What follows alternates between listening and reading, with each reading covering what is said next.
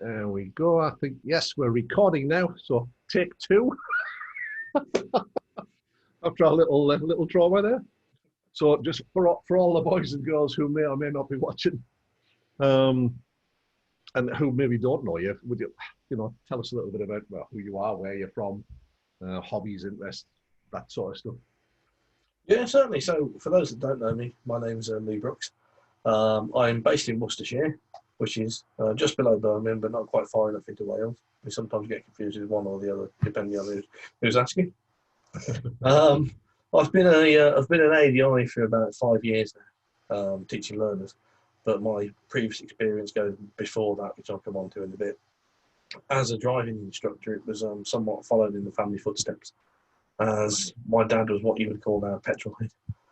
Back in the sort of 60s, he was driving three-wheelers like Bond microcars, Morgans and things like that, because you could drive them as long as they got a reverse gear in those days. The age of 16, you could drive them on a motorbike license. Yeah, that's right. So he was very much into cars and building and restoring cars and things like that. But a couple of years after passing his test, he became a driving instructor in the late 60s. And he had a small driving school, Minis, Austin 1100s and that kind of thing. Oh, wow. Some of you may remember driving. And in those days, that was before you needed to be an ADI. And the ADI register, I think, started in about 1970, off the top of my head. And he was one of the first ADIs that were on the register. Before that, you were either, I think, MSA registered or RAC registered, or if you were registered at all. And he was with the MSA. As a result of that, he became involved in a lot of sort of road safety projects and rallies and meetings and things like that. And in those days, the police were quite involved with them.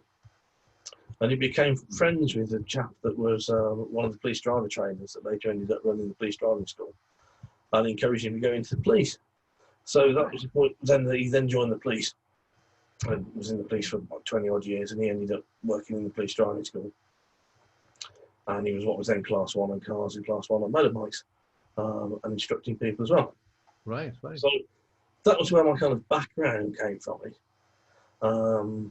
I then followed in his footsteps in that once I'd left college, I joined the police originally as a specialist, for a bit of fun, see what it was like, because we were quite a police family. My mother had worked in the police as right. So it's in your genes. And again, growing up, of course, I knew, lots of hobbies would come round and whatever when I was little, my dad's mates. So I thought I'd have a bash at it and see what it was like. And I always used to say as well, join the police because I like driving cars fast, and they're the only people allowed to do it at the time. Legally, yes. Well, while I was doing that, I worked in IT, and I was again talking about hobbies. It's still one of my hobbies and interests now. More so on the side of retro computing than the older computer stuff. Right. Because I don't really have the time now to keep up with the newer stuff, or the money. Some of the really top-end PC stuff's expensive. Not so easy to mess with these days either, are they? So, I mean, the DOS is still in there somewhere where you just can't get it. That said, they do tend to go wrong a lot less than they used to when I worked in IT support. Having said that, this is take two. Yeah. Brilliant.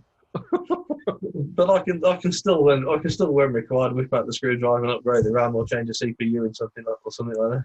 Yeah. I've changed several laptop screens and keyboards that I've spilled cups of coffee on, or that I've dropped the screen on before now. Yeah. They tend to not like that. So your dad was driving instructor, then became a bobby, and yes. You did it the other way around. Yes. Right. Interesting. So what was your story in the bobbies then? What was your speciality? Again, mainly fast response and road policing. Right. I worked the majority of my career as a response officer, so we were dealing with 999 calls. Right. People pick up the phone, dial 999, and you go there as quick as you can and work out what's going on. And then I touched on various other bits, including road policing towards the end of my service as well. Right. So I know that's something that you've carried through into what you do now. So yes. What are you doing now? Well, I now run XT Driver Training, which is my own company. It started off as just me, and then over time I've gradually added a small number of ADIs and PDIs to it. I never really started the company with the intention of taking on other people. It's just the way people approach me when I've been training them. Yeah. And said, can we come on board with you? I'd like you to sponsor me a badge, and they've stayed on since. We cover ADI training for parts 1, 2 and 3. All of my ADIs as well, and again externally I train them for the civilian advanced tests. I've done, not doing it at the moment, but I've done fleet work in the past for some of the fleet providers. We touch on, and again it was starting to get popular before lockdown, blue light driving and things like that. So anything really to do with driving cars, we can train you for, or I can train you for. But I don't do bikes. I do have a full bike license, but I don't do any bike training. No, any reason for that? Or have you just not got round to it yet? Oh, well, probably I've not got around to it. And I came to bikes kind of late in life. As I was saying earlier, my dad had always said since the age of 16. I didn't start with bikes until about 10 years ago. Right. In fact, about 2012 it was when I started taking the bike test, because I took it just before they changed the licensing requirements. So I did it on, I can't remember the capacity, I think it was 125, but you were restricted, I think, for 2 years, and then you got a full license after 2 years. Yeah, it's a little bit more stringent now, isn't it? Yeah. CBT mod 1, mod 2, so it's yes. So it's I think it's better in reality. I mean, when I look back, the training I received, I went to the motorbike shop, bought a motorbike, and the guy showed me where the throttle, the clutch, and the gears were, and that was it. And somehow I made it home. But that was the sum total of the training that I received, which is really quite frightening. Anyway, that's I had to do the CVT, the Mod 1 and the Mod 2 on mine, but once you'd done the Mod 2, you're restricted to 33 brake horsepower for 2 years. The advantage was, because you could do it on a 125, you didn't need, you could just turn up on a 125 and R plates, you didn't need to be accompanied. Right, of course. Any on-road training now, of course, you have to be followed by a direct access guide. Yeah. It's interesting. So your journey into becoming, so you said XT driver training. Where can people find you if they want to go and stalk you? You can get us on Facebook under XT Driving, or at www.xtdriving.com. Cool. And anybody can message me, and quite often PDIs and ADIs message me, just as I've no doubt they do you, Bob, with questions and things like that. They do. Now, I did see that you were doing the blue light stuff through on Facebook, obviously, a little while ago, and I thought, oh, that's something I might do, actually, because it's something that might, not necessarily because I want to drive fast.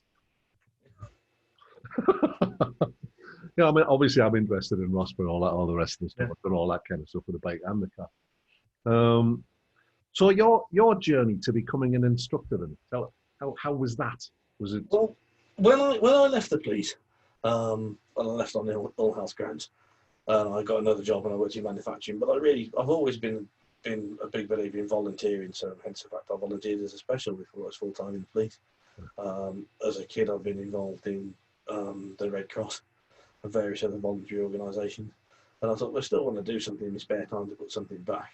I'll look at doing, joining one of these advanced driving groups to teach people advanced driving. So I Googled the way that you do at the time, and I mean, this is going back now 10 years or so. And it came up, it said the ROSPA test is the best one. So I booked the ROSPA test, and I just went and took the ROSPA test and passed that. Contacted the group, and I became a group tutor for the West Midlands group, which doesn't exist anymore. Again, because lack of volunteers, people coming forward. It's saying a lot of things at the moment. It is. And then through that, I met a lot of driving instructors that were coming to do it.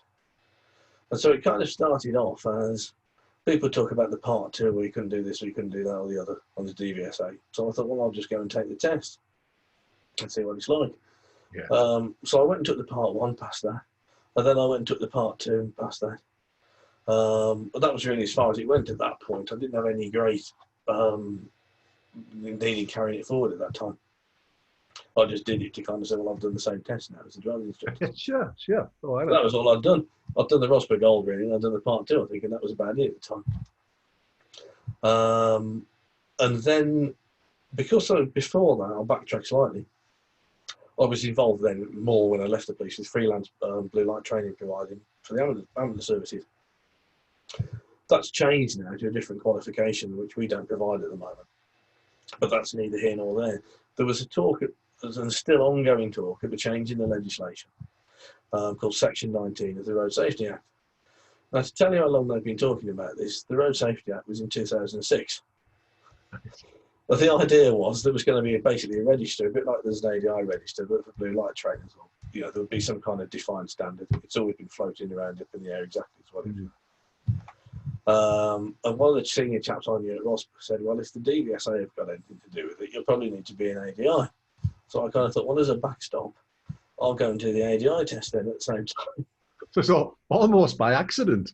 It was. It was indeed almost by accident. So I went and I had a crack at the old Part 3, the old PST. And it was a difficult test. Then and now, I think, and I never really got the point of it. So in the end, I failed that. So I went and took about 6 or 7 hours training with somebody who I'm still keeping in touch with today, and I still Right. just so I could understand the theory behind the test. And then I went and passed it. Yeah. And that was kind of it, really. But I got the badge. I was kind of getting bored with where I was working. So I was a quality manager for a manufacturing company. And I'd had enough of that, really. And I thought, well, I've got this badge now. I'll just go and do that instead. So I'll stick 2 fingers up to you. And that was pretty much it. Excellent. It is interesting when you look at that to think that, once you understand the assessment criteria, it becomes a lot easier. It does. And there's just to backtrack on something that you were saying earlier, where you'd done the ROSPA and then you went to do part 2. And there's always this argument, isn't there, that the two styles clash and they can't mix. Yeah. So when it came time to your shift in position or straight line and roundabouts, I'm assuming you just explained to the examiner what you were doing and why you were doing it. No, I played it safe, Bob. Ah. How dare you? Well, did you look at what they were looking for?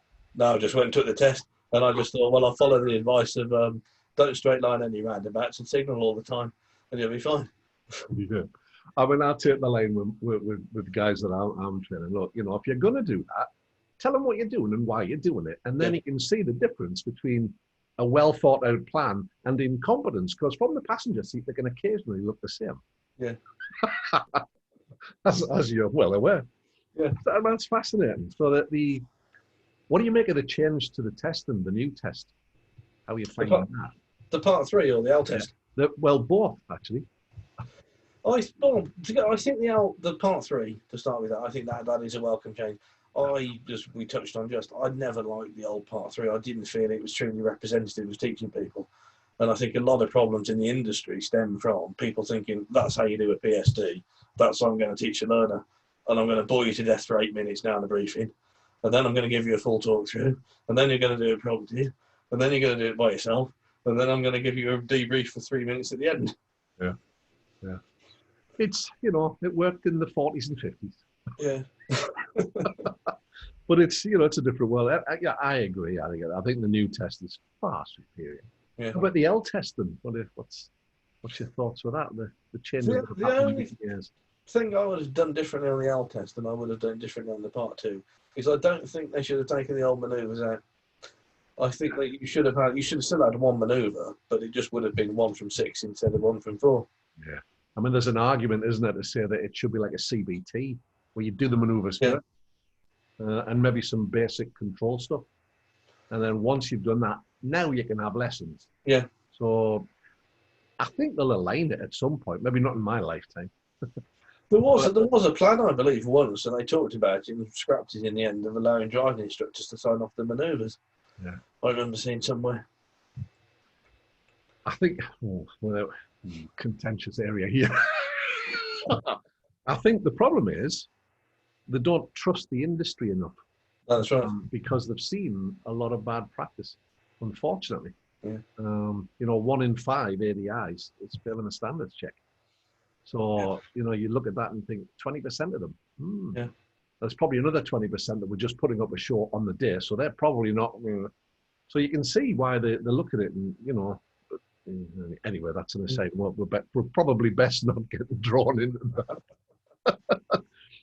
So what do you think you bring from, your life as a bobby and your life in manufacturing? Do you think that impacts on what your service offering now? I think certainly my experience in driver training as a bobby, and also from my dad before that, brings quite a lot to when you're teaching people to drive. Because as I've always said, and I'll still say to my PDIs, radios now, the better driver you are, the better instructor you're going to be. Because you know what good looks like. If you don't know whether something's good or not, or you haven't been taught it, then you aren't going to be able to teach it yourself. I think I absolutely wholeheartedly align with that. You know, we should be perfect in everything we do. I mean, we're not, but we should. Yeah. You know, well, it's always the thing is there's no such thing as the perfect right, but we should be striving for perfection at all times. So, you know, we should be a role model, really. I'd love to get your take on this. It's an interesting question posed by one of our ADIs on our Facebook group. He said, there's a junction where I live, a bit awkward.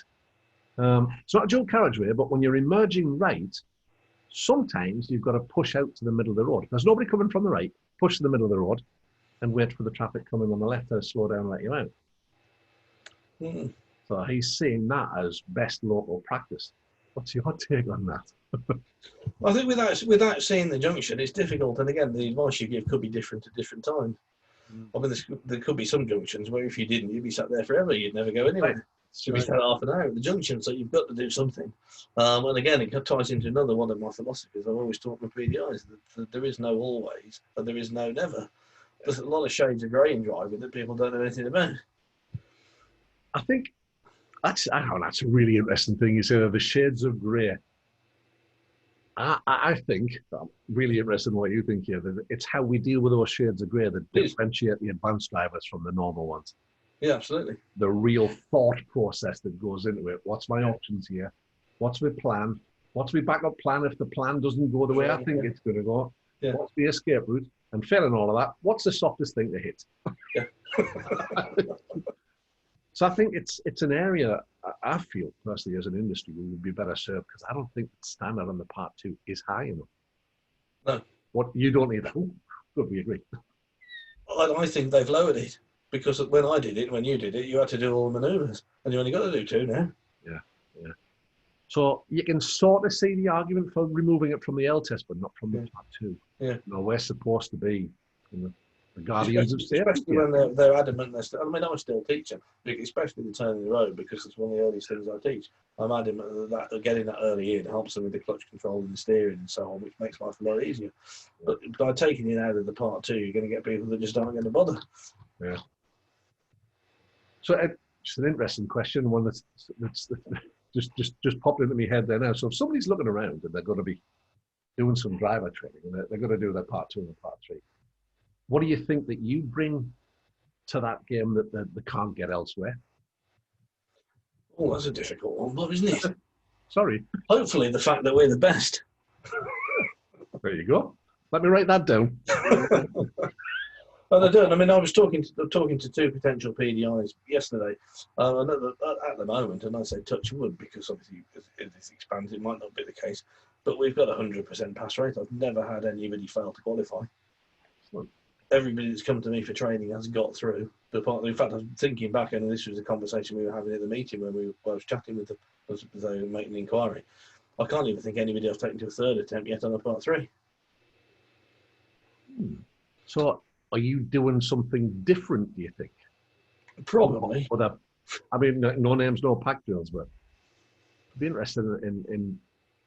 I've always taken the view that I take on this is, I'm again not 100% sure of your background or your training when you came into the industry, but I don't have any baggage. I just came and did it, so I don't have somebody in the back of my head telling me, "Oh, you must always look around 6 points before you move off, or you're going to fail, or whatever." Oh. Yes. So, because I've been a trainer in other industries, both in IT and then for a while when I left the police, it had nothing to do with driving. It was in the security industry. So I bring to it a background of my experience as a trainer in different industries. I don't feel I'm kind of boxed in to this is what my Part 3 trainer said. You must always do this. That's really interesting because when I started my coaching journey, there was so much baggage I had to leave behind, and it's you must and you mustn't, and you always have to do this, and So I think that it's freed me up actually. What's interesting saying that So just linking back to something you said earlier about, we're talking about understanding the criteria. Is that something that you add to your stuff? Not all training providers do that. It's because it's not a secret, is it? It's actually published. I did, and you'd be amazed how many people I've talked to in the past, other ADI trainers at conferences or whatever, they've never heard of the ADI one.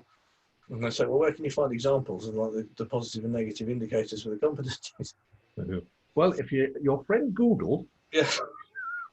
is typing standard for part 2 test, standard for part 3 test, bang, and up it comes. And they're telling us what they want, but the beauty of it, they're telling us what they don't want. Yeah. I've always covered the standards and the national standards as well that link into it, which is aligns with the logbook that we use. Yeah. And again, my background when I was working in the security industry as a trainer, I was a coach assessor on the old A1, A2. Right. And when I was in the police qualification then was based on a national occupational standard. So I was, got a well understanding to bring with me of how national standards work and how the assessment criteria works. Well, if you look at any other area of education and training, they give you the standard and say that's what you're working towards. Yeah. So just understand it, because you'll never match it if you don't understand it. No, that's right. So, it'll be all right if you're meeting 75% of it. Well, that's the grey areas. That's the, nearly. That's interesting. So it's and this is another weird question, I suppose. That, what is it you think your service offering gives people that can't do for themselves? Well, when I set this up, I always look for, when I started, what would be the differentiating factor. And joking aside, I believe it's the quality. You can't compete on price in this industry because there'll always be somebody that'll be doing, 5 lessons for 10 quid or something like that. Absolutely. You can't necessarily compete just because you're an ex-bobby, because there are, lots of other ex-bobbies floating about doing it. So you've got to add something. And what I'd like to think we add is the experience and the qualifications, so we can put our money where our mouth is, or our skill where our mouth is, and say, that's why I'll push all of my instructors and put them through advanced tests. And I'm very big on CPD. Some of them have been on I want to get all of them on it eventually, but some of them even recently have been on the EST course. Nice. Up north with John doing the electro one recently. That's that's where our paths first crossed, wasn't it? That's right. Yeah. How long ago was that? That must be at least 4 years ago. I'm going to say, I don't think you'd been qualified that long. No, I think it was one of the first things I did. It's quite funny as well, because when I qualified, as past the part 3, about a fortnight before, I'd just done the ROSPA diploma at the same time. So I qualified got my ADI badge and my fleet badge in like the same week. All right. So much for needing lots of experience. Yeah. Right, and it's fascinating just to sort of look at the journey that you've taken up to that point. Now, I'm sure after people have watched this, there's going to be lots of people who maybe want training from you. What's the best way of contacting you? Either the Facebook page or the website. They've both got a mobile number on, and you can get us via WhatsApp. Message me on Facebook. Okay, cool. It's been fascinating. I was drawn to you the first time I met you, and when I was delivering that energy savings trust training. I'm trying to think where that was. Was it Liverpool? I can't remember. But I think it was Birmingham. I could be wrong, but I've got a feeling it was like Warsaw, Birmingham, or something like that. Well, that's by the by. Thank you for agreeing to share your life story with us and to have me ask weird and wonderful questions. I think it's just nice that people can, see the person behind the name, if you like, really. Yeah. And it's, I don't think there's anybody going to come away from this thinking worse of you than they did when they started. So thanks ever so much, Lee. It's been an absolute pleasure.